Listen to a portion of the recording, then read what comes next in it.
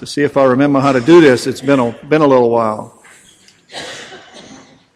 Can I have a show of hands at how many people have heard the question, are you ready for Christmas?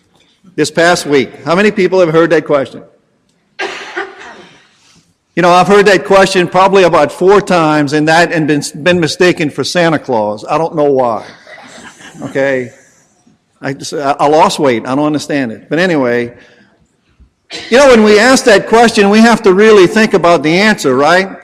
You know, I've been listening to a reflection by Father Mark Toops all since the beginning of Advent. And it's kind of brought a new frame of mind, a new thought process for me. And when I was preparing, I thought about this and I said, you know, I wonder if Joseph and Mary were preparing for a day when they were traveling to Bethlehem, right? Were they waiting for a day, Christmas? Were they waiting for a season?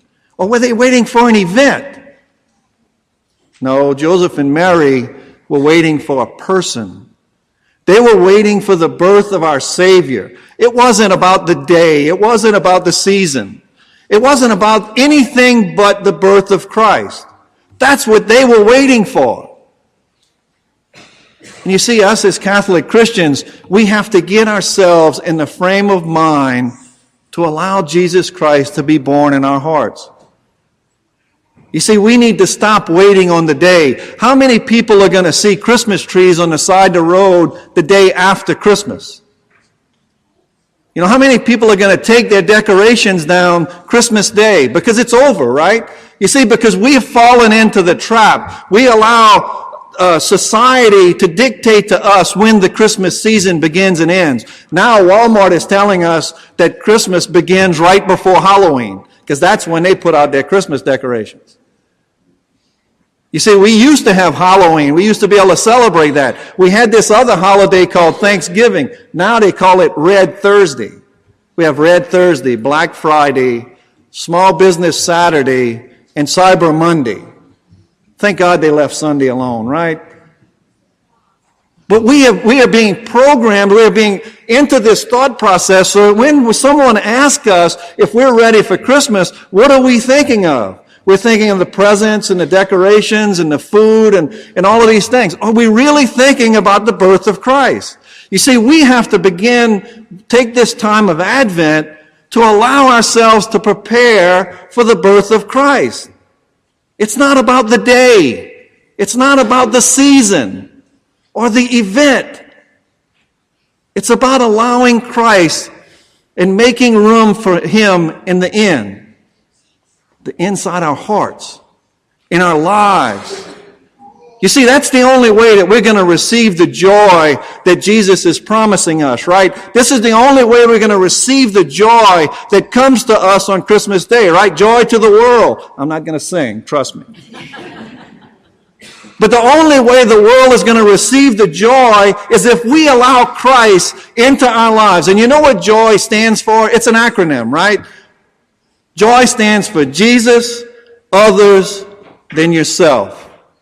You see, if we can get our mindset to allow Jesus to take over, put Jesus first in ourselves, to put others ahead of ourselves, we are going to receive the joy that Jesus wants us to have. When we begin to live our life for Christ, that's when we're going to receive that joy. And it's going to last more than one day. It's going to last us all year long. Right? But next year we're going to celebrate Advent again. And the reason why we do that is because we leak. All of that joy that we're going to have at Christmas, and we fill up with this joy, and by the end of the year, we're going to be almost empty. So we're going to have to celebrate all over again. We're going to have to start again to fill ourselves with that love of Christ. But can you imagine if you allow Christ to take over your life now, how much more He can have next year? When we start to allow Him to take over, right? Because John the Baptist, here he was in prison. What they're telling us in the gospel, and he wanted to make sure that Jesus was the one. Jesus was the one that he was preparing the way for. He knew what his mission was. And what does he tell us? I must decrease so that He may increase. It's good advice for all of us. See, we must decrease so that he can increase. When he is born into our hearts on Christmas Day, he takes over. And everything we do for him. And everything that we do for others is putting them ahead of us so that we have that joy. What does Jesus tell John's disciples in the gospel? He said, "Blessed are those who take no offense at me." Blessed are those who take no offense at me. Have you been in a store lately and have had the cashier wish you a Merry Christmas? You see, people, we have allowed society to take offense at Jesus. We need to stop and make sure that and I'm going to tell you what I did a couple of weeks ago. I told a girl Merry Christmas, and she said, "I can't really say that." She whispered it to me. I said, "That's okay, you can tell me, I won't tell anybody." So she said, "Merry Christmas." Now y'all can't tell her I said this. Because now I have a confession, right? Because I lied. But anyway. But you see, we have to hold people's feet to the fire, so to speak. We have to be able to express our faith. Because if we can't be proud of who we are as followers of Christ, how can we expect this joy that we receive to spread throughout the world? We need to be able to not take offense at Christ so that others feel comfortable with him also. We need to be the witnesses that we're called to be. And we can only reach that by putting him first. But not worrying about what other people say. "Oh, well, you know, he's a Jesus freak," or "she's a Jesus freak." Thank God.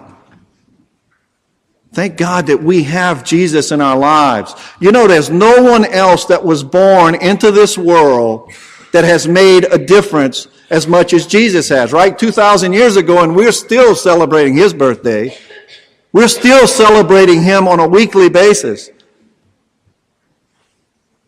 And as Catholic Christians, we still believe that he's going to step down on this altar and take over that bread and wine, and it becomes his body and blood so that we can receive him, so that he can take over our lives, that he can make the difference for us, so that Christmas is not just a day, not just an event, and not just a season. So that we can receive that joy that is going to carry us throughout the whole year, not just for a couple of weeks, or till the bright lights and the decorations come down.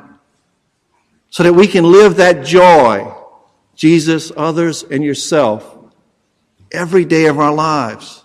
That we can put Jesus first. And the only way we can do that is that we use this Advent to open up room in the inn, to open up the room in our hearts, and to take no offense at Christ. My brothers and sisters, it's time for us to really start to live the joy that Jesus wants us to have. So are we ready to take on the challenge? Are we ready to listen to Christ, to allow him to be born into our hearts? Are we ready to spread the joy throughout the world and take no offense at him?